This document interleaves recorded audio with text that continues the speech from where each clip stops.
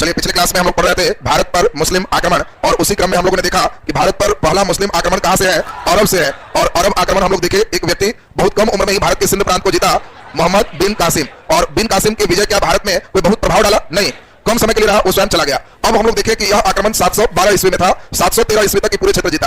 फिर से कहानी का प्रसंग हम शुरू करें, ध्यान दीजिए। 800 ईस्वी आते आते फिर इन क्षेत्रों में एक डायनेस्टी की स्थापना हुई, हिंदू शाही वंश। वंश का नाम क्या है? हिंदू शाही वंश। तो भारत के उत्तर पश्चिम भाग में हिंदू शाही वंश यहां पर शासन कर रहे हैं। और हिंदू शाही वंश के राजा कौन है? जयपाल। हिंदू शाही वंश के राजा कौन है? जयपाल। अब ध्यान दीजिए, इस समय एक बहुत बड़ा परिवर्तन क्या है? तो आपको हमने समझाया था कि ऊपर में तुर्क जाति के लोग थे, और बाद में उन लोगों ने भी इस्लाम धर्म को स्वीकार किया, और उन लोगों के भी उद्देश्य एक ही रहे कि हम इस्लाम धर्म का प्रचार करें, और इसके लिए वे जगह जगह हमला करना शुरू किए। उसी क्रम में एक बहुत इंपॉर्टेंट साम्राज्य है जिसको गजनी साम्राज्य के नाम से जानते हैं। और यह गजनी साम्राज्य जो आप देख रहे हो, यह गजनी साम्राज्य के संस्थापक कौन है? तो इनका नाम है अल्पतगीन। अल्पतगीन एक गजनी साम्राज्य के संस्थापक हो गए। तो बहुत इंपॉर्टेंट बात ध्यान रखिए, अल्पतगीन गजनी साम्राज्य को स्थापित किए, और वो चूंकि साम्राज्य में बहुत छोटे क्षेत्र में थे तो कोई बहुत बड़ा प्रभाव नहीं पड़ा। अल्पतगीन के कोई बेटा नहीं है, बेटी है, और वो अपने गुलाम से ही उसका विवाह किए। जो योग्य होते थे, पहले कई गुलाम सैनिक कार्य के लिए खरीदे जाते थे, उसमें सैनिक में जो सबसे योग्य है राजा जान के उसी से विवाह करता था ताकि अगला पीढ़ी हमारा ये अच्छा चला सकता है। और इसी अल्पतगीन का दामाद का नाम है सुबुक्तगीन। सुबुक्तगीन, ध्यान से समझते चलेंगे। सुबुक्तगीन गजनी साम्राज्य का दूसरा राजा बनता है, अल्पतगीन के यह दामाद है। और सुबुक्तगीन जब राजा बना तो एक धीरे धीरे इस क्षेत्र को बढ़ाना प्रारंभ किया। जब यह क्षेत्र बढ़ाने लगा तो सबसे ज्यादा चिंता हिंदू शाही वंश के राजा जयपाल को हुआ। जयपाल बड़ा फॉर्म वाले राजा थे। उन्होंने क्या किया? इनके आक्रमण से बचने के लिए भारत में एक संगठन बनाया, यूनियन बनाया, और कई हिंदू राजा के सहयोग से कहा कि सेना दीजिए, और ऐसा करते हैं कि उसको बढ़ने से पहले ही उसको ठीक कर देते हैं। और इसीलिए इस सेना से हम पहले ही जाके हम ही आक्रमण करते हैं सुबुक्तगीन पर, और आक्रमण करेंगे तो उसको सही कर देंगे। और जयपाल काफी सेना लेके सुबुक्तगीन के साम्राज्य में 987 ईस्वी में हमला करते हैं। अब देखो, सुबुक्तगीन के साम्राज्य पर हमला करने चले हैं जयपाल, लेकिन प्रकृति को कुछ और मंजूर था। जब ये चले तो रास्ते में इतने तेज आंधी तूफान आए कि इनके सैनिकों का भोजन वगैरह सब गायब है। कई सैनिक उतने विषम स्थिति में बेचारे के मर गए, और अंधर तूफान में जयपाल चारों तरफ से जब घिर गए, कमजोर पड़ गए, तो सुबुक्तगीन वही हमला करके इनको पकड़ लिया। गए थे मारने और स्वयं धरा गए।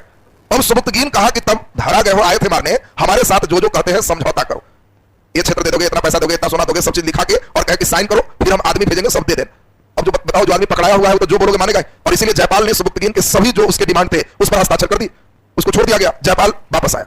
वापस आते ही फिर दे बैठा, तू तो हम इसी डर से लिखते, कुछ नहीं मानेंगे तुम्हारा, कोई शर्त नहीं, कोई समझौता नहीं, हमको सब कोई मंजूर नहीं है। वहां साइन कर दिया, यहां पर फिर दे हटने लगे। और इसी कारण सुबुक्तगीन को मौका मिला कि हम भी भारत पर हमला करें।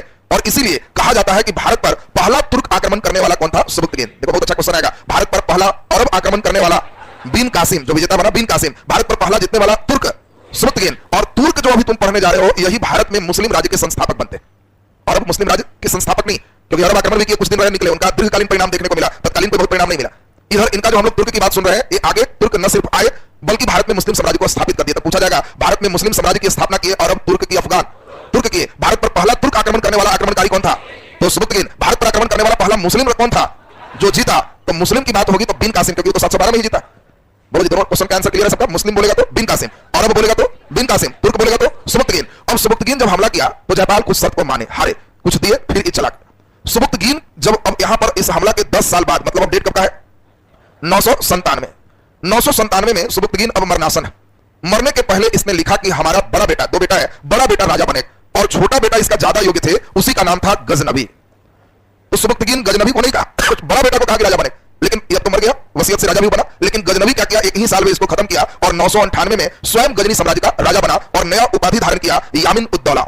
बहुत इंपॉर्टेंट, आपको एक क्वेश्चन पूछा जाएगा, यामिन उद्दौला। कई बच्चे देखो खाली गजनबी गजनबी रखता है, तुमको जान के दे देगा कि सोमनाथ मंदिर पर आक्रमण किया, गजनबी गायब कर देगा, गोरी दे देगा, और बीच वाइस में यामिन उद्दौला दे देगा। अब लड़के सोचेगा कि गोरी होगा, यहां आंसर गजनबी है, और गजनबी का ही उपाधि क्या है? यामिन उद्दौला। यामिन का मतलब क्या होता है? रक्षक। यामिन का मतलब क्या है? रक्षक। जो रक्षा करता है वो यामिन की उपाधि लेता है।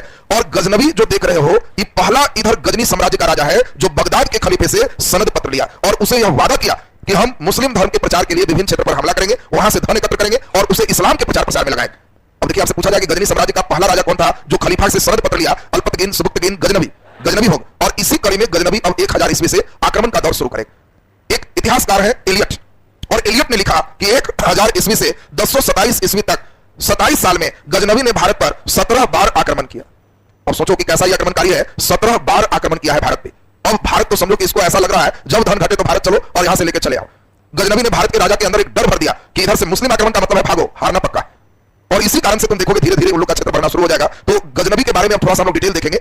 गजनबी आक्रमणकारी भी है, लेकिन तुम्हें जान के आश्चर्य होगा, इसके सेना में हिंदू लोग भी शामिल थे, अफगान लोग भी शामिल थे, तुर्क लोग भी शामिल थे, मिला जुला के बड़ा हाइब्रिड सेना रखा था। सब प्रजाति के लोग, सब जतरा के लोग, और तब हमला करता था। बड़ा विशेषज्ञ था हमला। इतना ही नहीं, वो हमला के समय विद्वान को भी लेकर चलता था। साइड में घोड़ा में बैठ के देखना हम कैसे कैसे लुटते हैं, वो सब लाके लिखना भी कि गए तो ऐसे किया वैसे की। अब सोचो जानता था कि हम जाएंगे तो जीत तो जाएंगे, तो चलो कुछ घोड़ा हाथी पर विद्वान लोग भी बैठे। इन विद्वानों का भी संरक्षक था। इसके दरबार में सेक्रेटरी थे उतवी। उतवी एक प्रमुख विद्वान है। देखो इन विद्वानों से भी प्रश्न तुम्हारे रहे। उतवी एक प्रमुख विद्वान है और ये गजनवी के मेन समझो सेक्रेटरी। उतवी ने एक किताब लिखा और यह किताब का नाम है किताब उल यामीन। चूंकि आप जानते हो यामीन उद्दौला किसकी उपाधि है? गजनवी का। यामीन कहने का मतलब यह है कि गजनवी पर किताब है, और गजनवी के पूरे जीवन के बारे में किताबुल यामीन में उतवी ने उल्लेख किया। उतवी ने कहा कि गजनवी हमला जो करते थे उसका उद्देश्य जिहाद था। उतवी ने अपनी किताबों में लिखा कि गजनवी के हमला का उद्देश्य क्या है? जिहाद। जिहाद में धर्म युद्ध, धर्म का प्रचार। वो धर्म के लिए जाते थे, धर्म के लिए नहीं। अब देखिए वो अलग वैरायटी दे रहे हैं। उतवी चूंकि उसी के दरबार में उसी का खाता पीता है तो शिकायत कैसे करें? इसलिए वो कह रहा है कि जो हमला में जा रहे हैं वो जिहाद है, धर्म का युद्ध है, धर्म के लिए जा रहे हैं, धर्म के प्रचार प्रसार में जा रहे हैं, और साथ में धर्म भी ला रहे हैं, तो धर्म के लिए ला रहे हैं। और इसीलिए उतवी भारत नहीं आया, लेकिन फिर भी इसने अपनी किताब में भारत का उल्लेख किया है, आक्रमण के बारे में लिखा है। कैसे आक्रमण में जो सेना आते थे वो लौट के जाते थे, तो उतवी उससे बात करते थे कि कैसा सीन रहा जरा बताओ, और सब सुन करके फिर किताब में लिखे भी। तो आपसे क्वेश्चन देगा गजनवी के साथ कौन इतिहासकार नहीं आए और भारत के गजनवी आक्रमण को उल्लेखित किया है, तो आंसर कौन होगा? उतवी। किताब उल यामीन लेखक कौन है? उतवी। दूसरा नंबर एक बहुत बड़े आपके लेखक है, विद्वान है, और वो आपका ध्यान रखना है, इनका नाम है फिरदौसी। ध्यान दीजिए, फिरदौसी बहुत बड़े विद्वान है। विद्वानों से प्रश्न पड़ेगा। फिरदौसी बहुत बड़े विद्वान है और ये फारसी भाषा में लिखने वाले प्रारंभिक विद्वान है। उस समय मुस्लिम लेखक अरबी भाषा लिखते थे, क्योंकि आपको हमने बताया था कि कुरान शरीफ भी अरबी में, और ये जो फिरदौसी देख रहे हो ये फारसी भाषा लिखते थे। इनको पूर्व का होमर कहा गया। पूर्व का होमर, आपसे कभी कभी आए क्वेश्चन कि पूर्व का होमर, तो पहले तो तुम्हारे दिमाग में आ रहा होगा कि हु इज होमर, कौन है? यूनान के बहुत बड़े कवि थे होमर। प्राचीन काल में होमर का एक नाम था, बहुत बड़े कवि थे। और चूंकि यूनान पश्चिम में, ठीक होमर जैसा ही इधर पूर्व में फिरदौसी, और इसीलिए कभी ऑब्जेक्टिव आएगा पूर्व का होमर किसे कहते? फिरदौसी। फिरदौसी किस भाषा में रचना करते? फारसी। उस समय फारसी के लेखक नहीं मिलते थे। फारसी हम लोग के जस्ट लाइक संस्कृत जैसा है, बहुत कठिन, और इसलिए फारसी के लेखक भेट ही नहीं होते थे। तो फिरदौसी जब फारसी के विद्वता को गजनवी जाना, तो गजनवी के बारे में तो हमने बताया कि विद्वानों का संरक्षक भी, तो गजनवी ने फिरदौसी को कहा कि हम पर भी कुछ लिखिए। विद्वान लोग को तो भाई मना ही करना चलेंगे, तलवार से विद्वान थोड़े लिखेगा, कलम तभी चलेगा जब उसको प्यार मिले। और इसीलिए इसको बड़ा बढ़िया से गजनवी कहा कि अगर हम पर बढ़िया से फारसी में लिखिएगा तो बाकी लोग को तो किताब में हम उस जमाने में 10 सोना का सिक्का, 5 सोना का सिक्का देते हैं, आपको 7000 सोना का सिक्का देंगे। 7000 सोना का सिक्का। और सोचिए कि सुन करके ही फिरदौसी बड़ा फॉर्म है कि जब ऐसा है तो लिखेंगे। और फिरदौसी ने किताब लिखा, और यह फिरदौसी का किताब है शाहनामा। देखिए 2-3 क्वेश्चन अच्छा आता है। पहला क्वेश्चन आता है, शाहनामा में निम्नलिखित में किसका उल्लेख है? गजनवी। फिर फिरदौसी का गजनवी का। शाहनामा में किसका उल्लेख है? गजनवी का। शाहनामा पुस्तक की रचना किसने किया? फिरदौसी। शाहनामा पुस्तक किस भाषा में रचित है? फारसी। ये भी एक इंपॉर्टेंट क्वेश्चन है, क्योंकि सभी पुस्तक अभी तक अरबी चल रहे हैं। एक फारसी में रचित पुस्तक है, और फिरदौसी भी भारत नहीं आया, फिर भी उसने अपनी पुस्तक में गजनवी के द्वारा भारत में किए गए आक्रमण का उल्लेख किया। तो ये दोनों ऐसे हैं, उतवी और फिरदौसी, जो आए नहीं है, उल्लेख किए। किताब कंप्लीट हो गई पूरा। आज भी बताओ, एक सोना का सिक्का कितना में मिलेगा? एक सोना का सिक्का एक अभी भी आप खरीदने जाओगे तो कम से कम 30-40 हजार में एक सिक्का मिलेगा। एक सोना का सिक्का 30,000 में आज के डेट में मिलेगा। इसको 7000 सोना का सिक्का कहा गया। तो बताओ 7 गुना 3 21, और 4 शून्य यहां है और 3 शून्य यहां है। इकाई, दहाई, सैकड़ा, हजार, 10,000, लाख, 10 लाख, करोड़, 10 करोड़। आज के डेट में 21 करोड़। तो बताओ कोई लेखक को कहे कि हम पर किताब लिखिए और 21 करोड़ देंगे, तो सब काम छोड़ कर शुरू हो जाएगा। और इसी कारण से फिरदौसी सब काम छोड़ के खूब बढ़िया से लिखा। लेकिन ये लेखक है, अपनी बात भी लिखा। और यही चीज कई लोग इनके जो जलने वाले थे, ये गजनवी को सुना दी। ये देखे है, एक लाइन में शिकायत तो कर दिया, इतना इतना पैसा दीजिएगा, बताइए किताब सब पढ़ेगा, उसको शोभा नहीं देता है, बड़ा दूसरे टाइप का आदमी कह के गजनवी का दिमाग घुमा दिया। अब जब किताब लिखा गया तो इतना पैसा की उम्मीद में किताब दिया और कहा कि हुजूर आप बोले थे 7000 सोने का सिक्का दिया जाए। गजनवी कहता सोना बोले थे, चांदी था। सोना सिक्का कहां बोले थे? चांदी सिक्का तुमको बोला गया। अब इसी कारण से गजनवी ने क्या किया, 7000 कहा इसको चांदी का सिक्का दे दो। अब बताओ जो आदमी सोना के लिए सोच रहा है उसको चांदी मिलेगा तो क्या बोलेगा? और इसीलिए ये जो फिरदौसी है ये कहते हैं कि तो नहीं चाहिए, जाइए हम ऐसे ही लिख दिए और हम गजनी में भी नहीं रहेंगे। गजनी छोड़कर चला गया, आत्मसम्मान को ठेस पहुंचा, गजनी छोड़कर चला गया। और जब वो गजनी छोड़कर चला गया तब गजनवी को अपनी गलती का एहसास तब हुआ जब वो किताब को पढ़वाया तो देखा कई जगह बाकी से भी बढ़िया लिखा। तो कहा ना था लेखक, मान गए, दिया उसको सिक्का 7000 सोना वाला ही दे, लिखा है बढ़िया। और 7000 सोना का सिक्का उसको गजनी छोड़ने के बाद उसको पहुंचाने के लिए उसके सेना गए कि जहां है वहां पहुंचा दो। और 7000 सोना सिक्का लेके जब घोड़ा से सब सेना पहुंचे तो वहां जहां ये गया था वहां मालूम चला कि आते ही इसने आत्महत्या कर लिया था, शर्म के मारे कि हमको बहुत दोहन शोषण किया गया। और वो सिक्का जब तक पहुंचा तब तक वो स्वयं मर चुका था। तो देखिए बड़ा बढ़िया कहानी एक फिरदौसी का। तो आपसे कभी भी पूछा जाएगा फिरदौसी किस किताब को लिखे? शाहनामा। शाहनामा में किनकी बात है? गजनवी की बात है। फिरदौसी ने बताओ शाहनामा किस भाषा में लिखा? फारसी। और पूर्व का होमर किसे कहते हैं? फिरदौसी। क्या फिरदौसी क्लियर है सबको? अब एक और महान लेखक है जो बड़ा हिम्मती है, वो गजनवी को कह रहा है कि वो घोड़ा बैठा के खाली साइड में रहेंगे, देखेंगे और हम सब लिखेंगे किताब। वो भारत आए। बताओ कौन है? अल बरूनी। बता ध्यान दीजिए, अल बरूनी एक इतिहासकार हैं जो गजनवी के आक्रमण के समय भारत आए और अल बरूनी ने एक किताब लिखा, किताब उल हिंद, तहकीक हिंद। बात ध्यान दीजिए, किताब उल हिंद और किताब उल यामीन अलग है। किताब उल यामीन उतबी ने लिखा और किताब उल हिंद अल बरूनी ने लिखा। और अल बरूनी की बात समझिए, गजनवी कहीं आक्रमण करता था तो एक ही आदेश देता था कि पहला काम है शहर में जो दिखे उसको मारो, इतना ज्यादा लोग को मारो कि डर से फिर अगला कोई नहीं आए, क्योंकि जब तक दहशत नहीं फैलाओगे फिर सब गांव वाला निकल जाए और एकदम सोच जाए कि 50,000 मरा हो गया, अगला कोई नहीं आएगा। इत्मीनान से अब शहर में 20-25 दिन रुकेंगे, जहां जहां रुपया है सब खिड़की में दरवाजा सोना का है सब आराम से उखाड़ो और आराम से सबसे लेके फिर चलना, लेकिन उतना आराम से उखाड़ने तब देगा जब कस के मारा जाए। अब एक आध 200 को ऐसे ही मारे तो कुछ होना है, 200 को मारेगा तो मालूम चलेगा उधर से 2,000 आदमी 20,000 फिर आ जाए, 50,000 को मार दो, चुन चुन के मार दो एकदम बढ़िया से, क्या हो गया कत्लेआम, पूरा शहर बर्बाद, फिर आराम से मस्ती में सब टांगो, 15 दिन रहो 20 दिन रहो। और इधर अलबरूनी की ड्यूटी क्या है, 20 दिन आराम से वहां के बाकी बचे हुए लोग के घर ठटकाए, भाई बताइए कैसा लग रहा है, आए हैं तो क्या है, कैसा आप फील कर रहे हैं, ये सब सुन करके किताबुल हिंद में लिखा जाए। उसी क्रम में ये है मुस्लिम अलबरूनी, लेकिन उसी क्रम में ये क्या करता था, गजनबी को कहा जाता था बुत सिकन। बुत सिकन का मतलब है मूर्ति भंजक, मूर्ति तोड़ने वाला। इसकी मेन ड्यूटी होती थी मंदिर अटैक करना, क्योंकि भारत में मेन पैसा मंदिर में ही होता था। वो जो ब्राह्मण लोग होते थे राजा जब जीते कहते थे हुजूर देवता की कृपा से जीते हैं, इनका वो दरवाजा कर दीजिए सोना का, फिर कुछ हुआ तो हुजूर इनको मुकुट सोना का दे दीजिए, कुछ हुआ तो हुजूर पूरा गुम्बद सोना का कर दीजिए तो और कल्याण हो जाए। वो मिला जुला के 10,000 किलो 5,000 किलो सोना मंदिर में ऐसे ही लगा रहा था। तो ये गजनबी के लिए बड़ा अच्छा चीज था कि इधर उधर कहा जाए पूरा भगवान सोना के है, गेट सोना के है, खिड़की सोना के है, गुम्बद सोना के है, आराम से इसको सब ले चलो पूरा सोना हो गया। और इसी कारण से मंदिर में रहते थे ब्राह्मण, अब ब्राह्मणों से भेंट करते थे अलबरूनी। इधर मंदिर तोड़ा जा रहा है और इधर कहते थे कि तोड़ने से कौन कौन वैरायटी का पाप होगा वो सब बताइए थोड़ा। ब्राह्मण अपना व्याख्या करते थे कि पुराण में ऐसे लिखा है, इसमें ऐसे लिखा है, कहां है पुराण दिखाइए, पुराण कौन भाषा में है तो संस्कृत, हमको भी कुछ सिखाइए कि हम पढ़ेंगे। और ये पहला मुस्लिम है अलबरूनी जिसने संस्कृत भाषा को पढ़ा। तो सोचिए अलबरूनी पहला मुस्लिम है जो संस्कृत पढ़ा। जब आक्रमण होता है किताब को कुछ हल्का सीख लेते जाए, कुछ टोटो के पढ़ ले। और इसमें बहुत इंपॉर्टेंट बात है, अलबरूनी ने पुराणों का गहरा अध्ययन किया कि मत्स्य पुराण क्या कहता है, शिव पुराण क्या कहता है। और सबसे आश्चर्य की बात है किताबुल हिंद में इसने पुराण का रेफरेंस दिया है कि फलाना पुराण के इस अध्याय में ऐसा कहा गया है।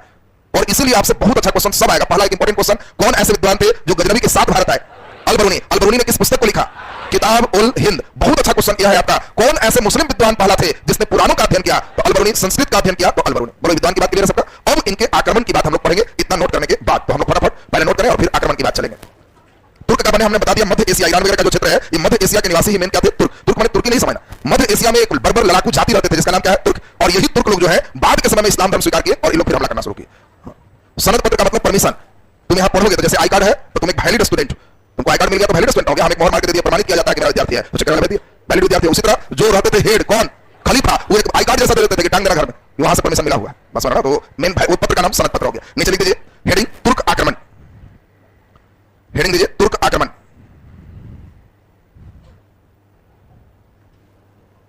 तुर्क आक्रमण नीचे डैश लिख दीजिए तुर्क मध्य एशिया के लड़ाकू जनजाति थे। तुर्क मध्य एशिया के लड़ाकू जनजाति थे, मध्य एशिया के लड़ाकू जनजाति थे जिन्होंने इस्लाम धर्म स्वीकार किया, जिन्होंने इस्लाम धर्म स्वीकार किया, इस्लाम धर्म स्वीकार किया। नीचे डैश दो अस्तार लगा के लिखो भारत में मुस्लिम साम्राज्य के संस्थापक, भारत में मुस्लिम साम्राज्य के संस्थापक, भारत में मुस्लिम साम्राज्य के संस्थापक तुर्क थे, तुर्क थे। आप जो भी डायनेस्टी लगातार पढ़ते जाओगे वो सब कोई क्या रहेंगे? तुर्क रहेंगे। इसलिए तुर्क ही भारत में मुस्लिम साम्राज्य स्थापित किए। अब कहीं गलती से अफगान आएगा तो समझना इंपॉर्टेंट क्वेश्चन हो जाएगा कि भारत में अफगान राज्य के संस्थापक है, तुर्क राज्य के संस्थापक है। बोलो आगे बख्तियार खिलजी आएगा, सब तुर्क है। बख्तियार खिलजी बिहार तक जाएगा, इसी बार बीपीएससी ने क्वेश्चन पूछ बिहार में तुर्क राज्य के संस्थापक कौन है? बख्तियार खिलजी। फिर भारत के संदर्भ में देखेंगे तो अलग आंसर हो जाएगा। तो नीचे अब हेडिंग दीजिए छोटा सा गजनी साम्राज्य। तुर्क आक्रमण में गजनी साम्राज्य का आक्रमण पहले है तो नीचे छोटा सा हेडिंग दीजिए गजनी साम्राज्य। नीचे डैश पे लिख दीजिए गजनी साम्राज्य के संस्थापक,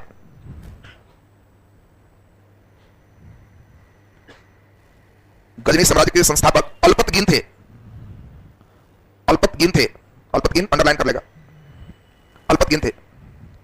चलिए नीचे छोटा सा हेडिंग दो सुबुक्तगीन, नीचे छोटा सा हेडिंग दे सुबुक्तगीन, सुबुक्तगीन। नीचे डैश पे लिखो अल्पतगीन का दामाद सुबुक्तगीन था, अल्पतगीन का दामाद सुबुक्तगीन था, दामाद सुबुक्तगीन था। हाँ गुलाम भी सुबुक्तगीन था। नीचे अस्तार लगा के डैश पे लिख दीजिए, बहुत इंपॉर्टेंट है। भारत पर आक्रमण करने वाला, भारत पर आक्रमण करने वाला, आक्रमण करने वाला पहला तुर्क आक्रमणकारी, पहला तुर्क आक्रमणकारी सुबुक्तगीन था, सुबुक्तगीन था। नीचे डैश देखिए सुबुक्तगीन ने, सुबुक्तगीन ने भारत में हिंदू शाही वंश के राजा, भारत में हिंदू शाही वंश के राजा, हिंदू शाही वंश के राजा जयपाल को हराकर जयपाल को हराकर उससे अपने कुछ शर्तों को मनवाया,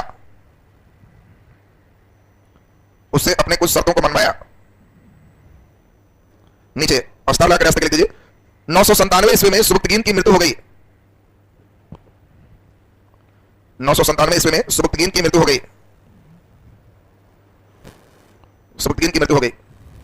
नीचे डैश देखिए। उसके मृत्यु के बाद उसका बड़ा बेटा इस्माइल शासक बना।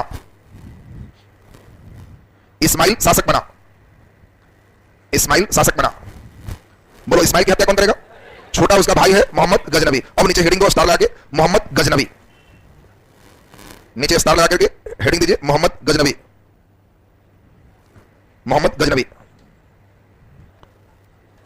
डैश लिख दीजिए 998 ईस्वी में, अरे 1998 1998 कर रहा तुम। 998 ईस्वी में इसने अपने बड़े भाई इस्माइल की हत्या कर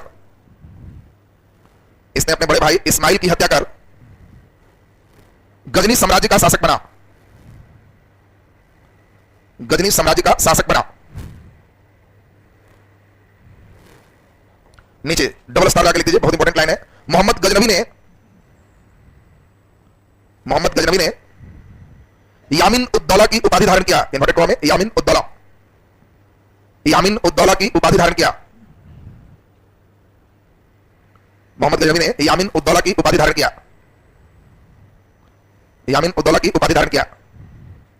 नीचे स्टार लगा के लिख दीजिए गजनी साम्राज्य का पहला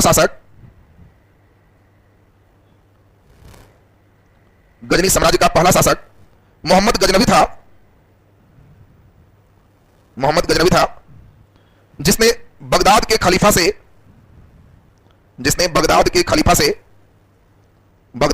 से इराक में बगदाद है, बगदाद के खलीफा से सनद पत्र प्राप्त किया। सनद पत्र का मतलब समझिए। सनद पत्र का मतलब क्या हुआ? खलीफा परमिशन दे रहा है कि यह एक राजा है, मुस्लिम राजा है और यह हमारे अधीन काम करेगा, इस पर कोई दिक्कत आएगा तो मुस्लिम साम्राज्य एक होकर इसकी मदद करे। सनद पत्र का मतलब क्लियर है सबका ना? चलिए नीचे लिख दीजिए मोहम्मद गजनवी के दरबार में विद्वान। अस्तार लगा के हेडिंग दे देना मोहम्मद गजनवी के दरबार में प्रमुख विद्वान।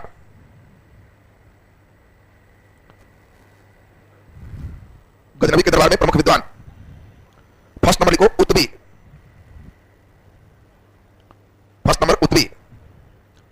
डैश के लिखो यह गजनवी का दरबारी कवि था।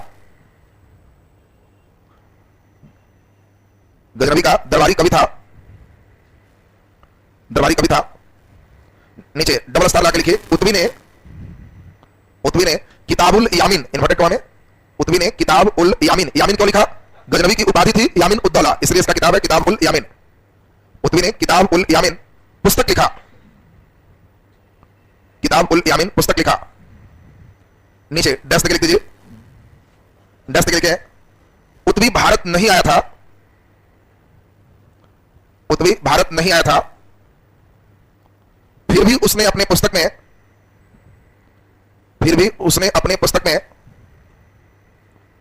गजनवी के भारत आक्रमण का उल्लेख किया।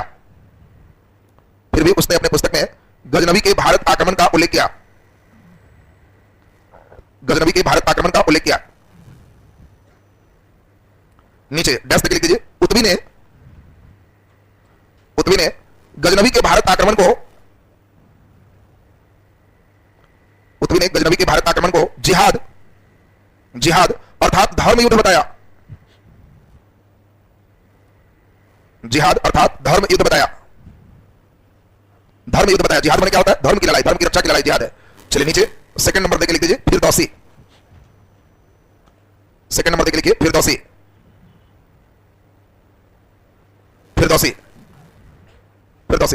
नीचे डैश देके लिख दीजिए, लिखे फिरदौसी फारसी भाषा में साहित्य लिखने वाले प्रारंभिक लेखक हैं।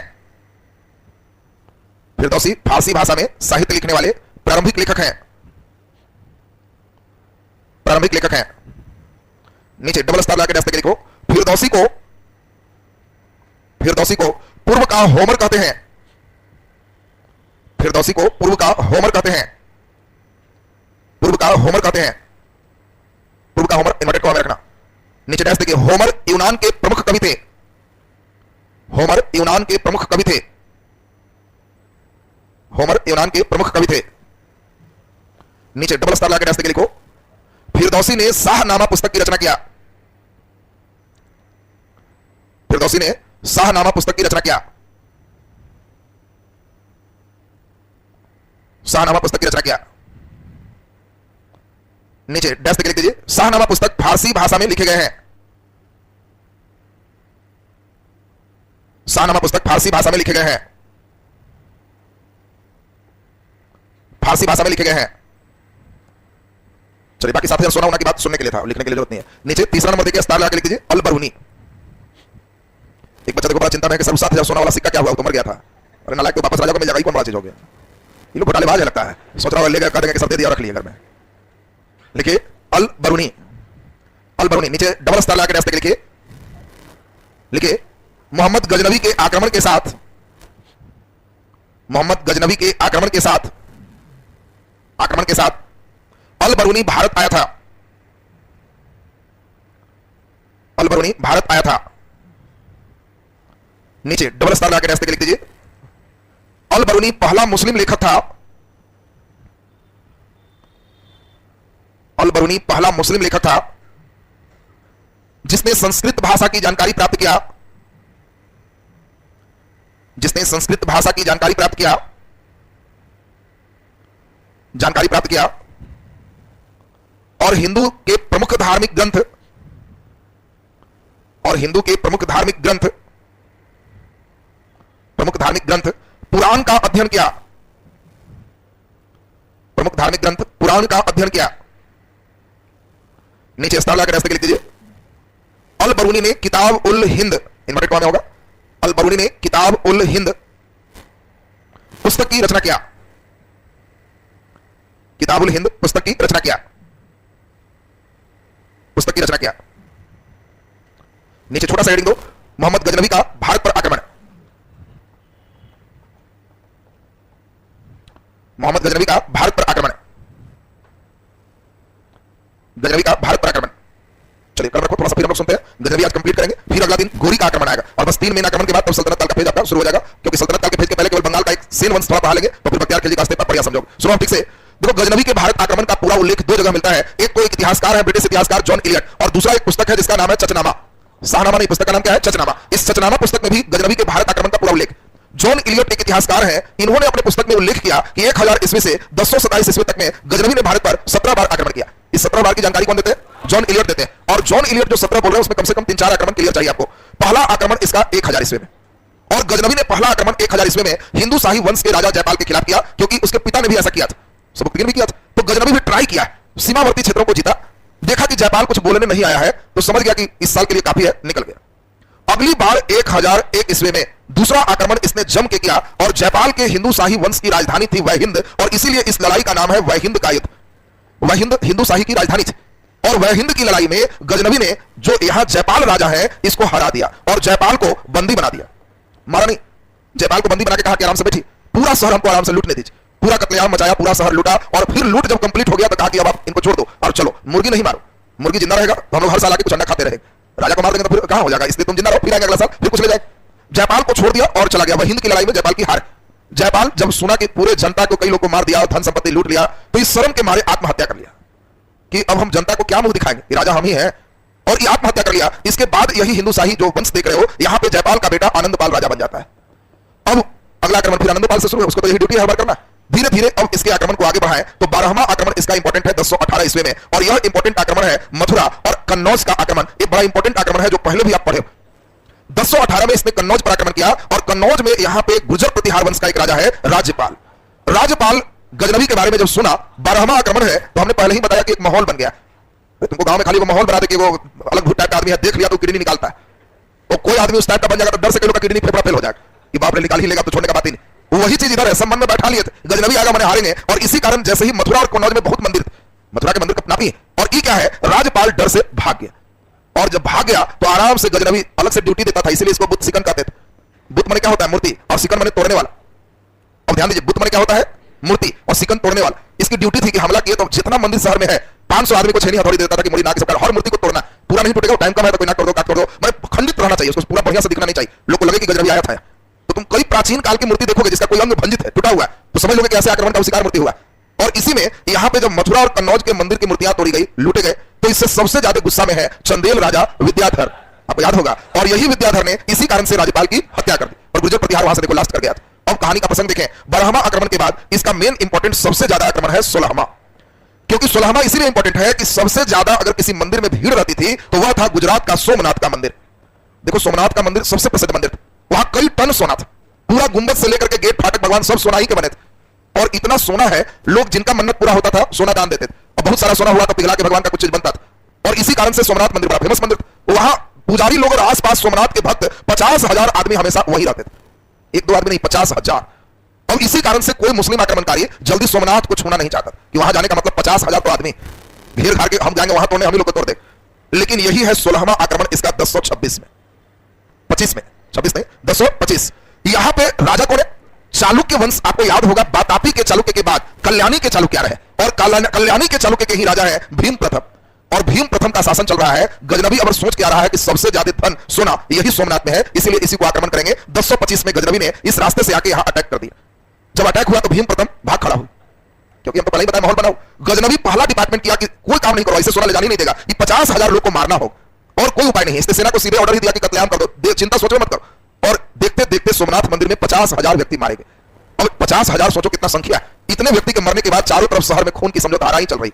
अब कोई अगल बगल गांव के लोग सोमनाथ मंदिर बचाने का सोच भी नहीं रहा, और गजनवी एक एक करके खिड़की, दरवाजा, भगवान की मूर्ति, गुंबद आराम इत्मीनान से तोड़ रहा है। और चारों तरफ खबर जा रहा है कि कई टन सोना भारत से जाएगा, और इसके लिए पहले से प्रिपेयर हो रहे हैं जाट लोग। पंजाब के जाट कह रहा है कि अच्छा है इतना सोना है तो हम लोग तैयारी ऐसा रखो कि लौटते समय हम लोग इसे छीन लें, क्योंकि इतना सोना का मामला है, चोर पर चोर लेके जा रहा है तो हम लोग इसको छीन लें। और जाट लोग पूरा प्लान कर लिए। अब गजनवी लूटने के बाद जब वो जाने के लिए अपना खुफिया तंत्र छोड़ रहा था, उसको मालूम चल गया कि हजारों जाट रास्ता में तलवार लेके इंतजार कर रहा है, पूरा ले जाने नहीं देगा, कुछ भागेगा बाकी छीन लेगा। तो गजनवी मजबूरी में डिसीजन लिया कि अभी तो लड़ने का समय नहीं है, धन बहुत ज्यादा है, मरुस्थल के रास्ते से राजस्थान से भाग चलो, उधर भेंट नहीं हो। और मरुस्थल के रास्ते से सोचो जाटों के डर से भाग रहा है, जाटों को न्यूज मालूम चला कि रास्ता बदल लिया है, तो उन लोग अगला पड़ाव पर इंतजार कर रहा है। देखिए, और गजनवी अपने साथ सोना तो ठीक है लेकिन निकल भागने में सफल हो गया, लेकिन इसके हजारों सेना को जाटों ने मार गिराया। अब इसके कारण गजनवी का तो समझो रीढ़ ही टूट गया, काफी सेना मारे गए, काफी नुकसान हुआ। जो लोग यहाँ सोमनाथ में थे लोग कहे भी कि भगवान को तोड़े हो तुमको सबक मिल जाएगा, और बेचारे को इतना सेना नुकसान है कि गजनवी का हिम्मत टूट गया कि अब भारत नहीं जाना। लेकिन गजनी पहुंच के एक चीज सोच रहा है कि इतना बार गए तो एक बार आ जाए, और लूटने नहीं जाएंगे, जाट को पीटने जाएंगे।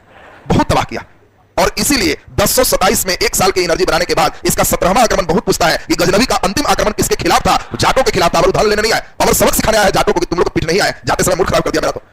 और देखिए यही जाटों के खिलाफ उसका आक्रमण है, उसमें काफी जाटों को नुकसान हुआ, और गजनवी जाटों पर आक्रमण करने के बाद चला गया। 1030 में इसकी मृत्यु हो गई। इसके मरने के साथ ही गजनी साम्राज्य खत्म हो गया, गजनी साम्राज्य भी टूट गया। अब एक नया साम्राज्य वहां बनेगा, गोर साम्राज्य, और गोर साम्राज्य से आएंगे मोहम्मद गोरी, और वहां से फिर कहानी चेंज हो जाएगा। तो पहले जल्दी से इन बातों को लिख दीजिए, नीचे डैश देके लिखते हैं। इतिहासकार जॉन इलियट ने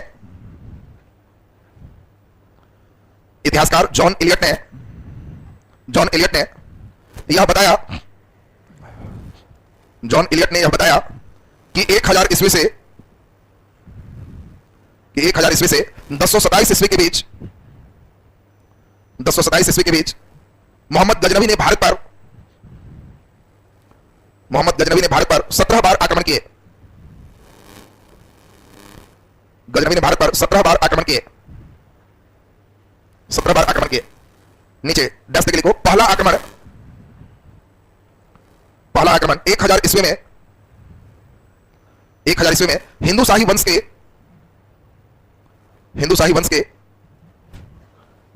के सीमावर्ती क्षेत्रों में हुआ। हिंदू शाही वंश के सीमावर्ती क्षेत्रों में हुआ। नीचे स्टार लाके डैश देके लिखिए, दूसरा आक्रमण 1001 ईस्वी में हिंदू शाही वंश के राजा जयपाल के विरुद्ध हुआ,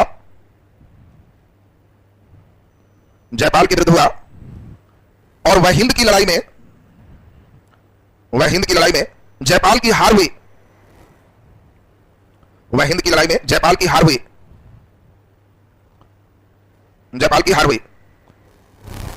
उसी में जयपाल अपने बेटे आनंदपाल को शासक बनाकर जयपाल अपने बेटे आनंदपाल को शासक बनाकर जयपाल अपने बेटे आनंदपाल को शासक बनाकर आत्महत्या कर लिया। आत्महत्या कर लिया। नीचे डैश लिखिए गजनवी का 12वां आक्रमण, गजनवी का 12वां आक्रमण 1018 ईस्वी में मथुरा और कन्नौज पर हुआ। मथुरा और कन्नौज पर हुआ। राज्यपाल और विद्याधर को आपको लिखा भी चुके हैं पहले भी। चलिए नीचे डबल स्टार लगा के लिखिए, बहुत इंपॉर्टेंट है ये, काफी इंपॉर्टेंट है। गजनवी का 16वां आक्रमण,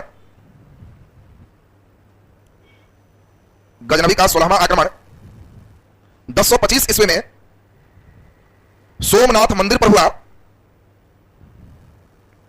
सोमनाथ मंदिर पर हुआ, जहां चालुक्य वंश के राजा, कौन वाला चालुक्य थे? कल्याणी के चालुक्य। चालुक्य वंश के राजा भीम प्रथम थे। चालुक्य वंश के राजा भीम प्रथम थे। नीचे डैश लिख दीजिए गजनवी का अंतिम आक्रमण, गजनवी का अंतिम आक्रमण अर्थात 17वां आक्रमण, अर्थात 17वां आक्रमण 1027 ईस्वी में, 1027 ईस्वी में जाटों के खिलाफ था। जाटों के खिलाफ था। नीचे डैश देखिए 1030 में गजनवी की मृत्यु हो गई।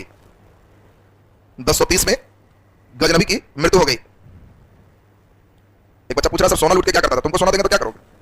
पैसा में कन्वर्ट हो जाएगा ना। सोना एक कीमती धातु है जिसको कभी भी पैसा में कन्वर्ट कहीं भी कर सकते हैं। तो उसको पैसा मिल जाएगा, कहीं भी सोना रहेगा, तब चांदी रहेगा, तब कीमती धातु का पार्ट होगा। तो अब बताओ गजनवी का 1030 में मृत्यु तक की बात क्लियर है सबका? गजनवी की उपाधि क्या है? यामिन उद्दौला। यामिन उद्दौला। ऐसा करते हैं अगले दिन से पूछताछ की प्रक्रिया भी रखते हैं।